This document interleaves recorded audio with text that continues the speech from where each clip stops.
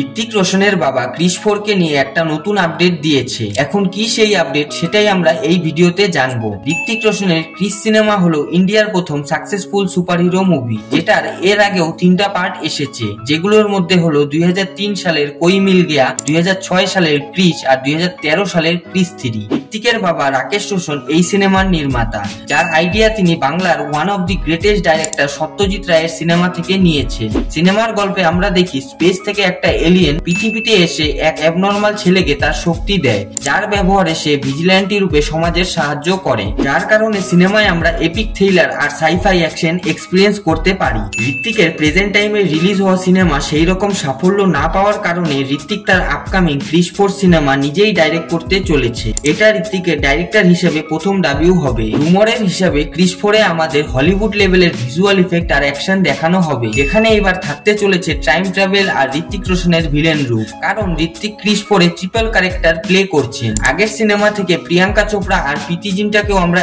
এই পার্টে দেখতে পারি।